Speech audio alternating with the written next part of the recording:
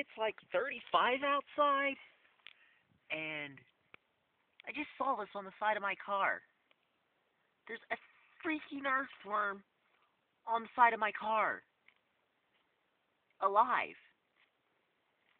It's seriously 35, and there's an inchworm splattered on the side of my car. I seriously just want to know how that happened. It's an inchworm, for crying out loud. A living inchworm. Did it jump? I mean, someone do the math on that for me.